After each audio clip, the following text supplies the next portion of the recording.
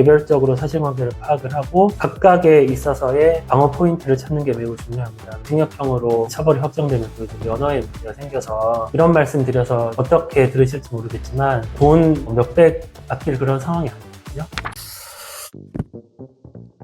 안녕하세요. 법무법인 필 김명식 변호사입니다. 오늘은 최근에 문제가 되고 있는 사건에 대해서 설명드리고 저희 사무실에서 어떻게 도움을 드릴 수 있을지에 대해서 좀 급히 영상을 만들게 됐습니다. 최근에 수서경찰서에서 문제가 되고 있는 사건이 뭐가 있냐면 아마 지금 영상을 보시는 분들이 다 어느 정도는 아실 걸로 저희가 예상이 되는데요. 대출 과정에서 허위 서류가 제출이 돼서 대출이 실행되고 그것 때문에 사기의 공동정범 또는 방조범으로 피의자 조사를 받는 의사 선생님들 또는 약사 선생님들이 많이 있는 것으로 알고 있습니다. 그리고 향후에 계속 소환 조사가 이루어질 것으로 예상되고 있고요. 저희가 파악한 바로는 300에서 500명 이 정도로 파악을 하고 있는데요. 사기라는 범죄는 어떤 처분행위에 있어서 처분의 판단의 근거가 되는 어떤 사실관계에서 기망이 있을 경우 그리고 그 기망 때문에 착오가 발생해서 처분행위가 발생하면 이제 사기가 되는 겁니다. 그래서 대출에 있어서도 금융기관이 대출을 할 때는 심사하는 여러 가지 이제 기준이 있을 거잖아요. 그런데 그 중에 의사 선생님 또는 약사 선생님에게 나가는 그런 대출 같은 경우에는 실제로 그 사람이 그 자격을 갖추고 있는지 그리고 어떤 사업을 할 것인지 그 사업을 하는 데 있어서 어느 정도의 비용이 실제로 발생하고 어떻게 소요가 될 것인지 그런 것들을 작성해서 제출하도록 돼 있고 그런 자료들을 보고 적정하다고 판단하면 금액의 범위 보통 이제 10억 이내에서 제출을 하도록 돼 있는데요. 그런데 지금 문제가 되는 게 자금계획서, 자기소개서, 병원소개서 같은 여러 가지 서류를 작성해주는 과정에서 실제로 계약이 체결되지 않고 그 자금이 소요되지 않았음에도 불구하고 마치 이제 계약이 작성되고 금액이 사용된 것처럼 작성된 서류를 제출을 하여서 대출을 일으키게 하는 그런 행위가 지금 이제 문제가 됐고 지금 그런 대출을 중개해준 사람 보통 우리가 대출을 할 때 직접 이제 모든 서류를 준비하는 게 아니라 진짜 필요한 개인적인 서류 이외에는 보통 이제 중개인들에게 의뢰를 해서 그 중개인들이 서류를 제출하고 금융기관과 컨택을 하고 이렇게 하잖아요. 근데 그 중간에 있었던 지금 문제가 되고 있는 강모 씨나 그 회사 저희가 확인한 바로는 무슨 닥터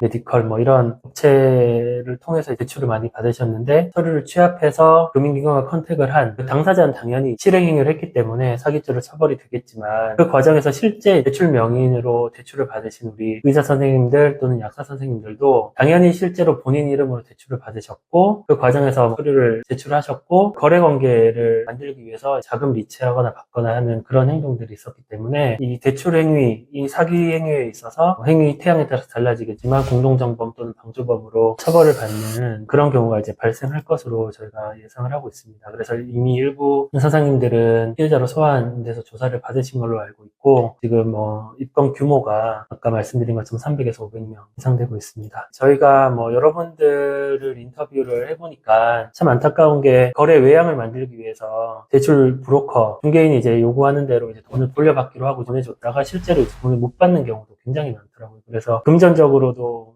몇 억씩 손해를 보시는 경우가 있고 그리고 허위 대출을 발생함에 있어서 공동정범이나 방조범 등등으로 이제 형사처벌을 받게 될 위험에 또 처하게 되셨고 그래서 민사적으로도 금전적인 손해를 입으시고 형사적으로도 피해자로서 처벌을 받으셔야 되는 안타까운 그런 상황이 많이 있는 것 같습니다. 그래서 이 사건 같은 경우는 특히 이제 형사적으로 봤을 때는 잘 아시는 것처럼 이제 5억 이상이 되면은 가중처벌이 되고 가중처벌이 되면 징역형만 있게 되는데 징역형으로 처벌이 확정되면 또 이제 면허에 문제가 생겨서 형사건은 정말로 잘 대응을 하셔야 되고 형사랑 민사 이 두 가지를 전략적으로 대응을 하셔서 민사상의 피해 회복은 당연히 그것도 중요하지만 면허에 문제가 없도록 이제 형사 대응을 잘 하는 게 중요하거든요. 그래서 저희가 이런 전체적인 대응을 도와드리도록 하겠고요. 이 사건은 기본적으로 경찰 사건입니다. 제 다른 영상에서도 구체적으로 말씀드린 것처럼 검경 수사권이 조정되고 나서는 경찰 단계 수사에 대해서 검사가 전혀 관여를 하지 못합니다.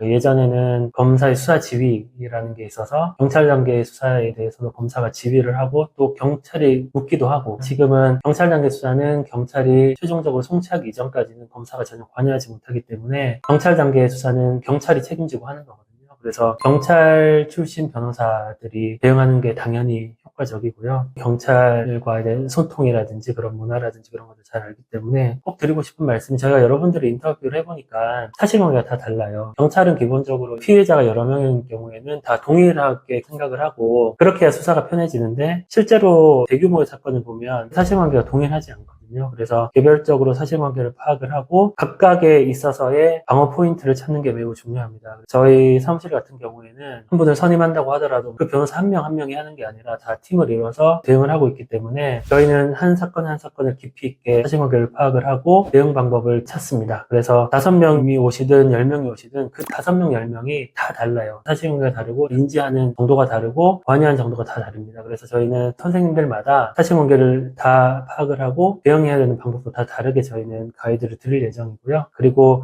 이 사건 같은 경우에는 또 인지 사건이다 보니까 경찰 단계에서 어쩌면 이제 불송치를 받는 게 상대적으로 어려울 수 있습니다. 어쨌든 경찰 단계에서 최대한 불송치를 위해서 노력을 하고 최대한 정상관계를 잘 만든 다음에 검찰 단계에서 한 번 더 불기소를 위해서 트라이를 해봐야 되는데요. 저희는 경찰 단계에서는 경찰대 출신 변호사들 그리고 형사 경험이 많은 변호사들이 여러 명 포진해 있고 당장 저부터 경찰 출신이고 김현장에서 10년 동안 근무를 하면서 이런 사건들 많이 다뤄봤고 또 이제 검찰 단계 가면 검찰 출신 변호사님들 그리고 경찰대 출신이면서 뭐 경찰과 검사 생활을 모두 해본 이제 변호사님도 계시고요. 저희가 유기적으로 잘 협업을 해서 여러분들을 잘 도와드릴 수 있을 것 같습니다. 좀 제가 급하게 이렇게 말씀을 드렸는데 이 사건이 워낙 커서 지금 아마 여러 폼에서 이렇게 저렇게 많이들 전략을 제시하고 도움을 드리겠다 이렇게 얘기하는 걸로 알고 있습니다. 여러 군데 상담을 해보시는 게 물론 당연히 좋을 거라고 생각을 하고요. 다만 제가 꼭 드리고 싶은 말씀은 지금 이 단계에서 과연 누가 가장 효율적으로 효과적으로 도움을 줄 수 있을지에 대해서 고민을 해보셔야 될 것 같고 이런 말씀 드려서 어떻게 들으실지 모르겠지만 돈 몇백 아낄 그런 상황이 아니거든요.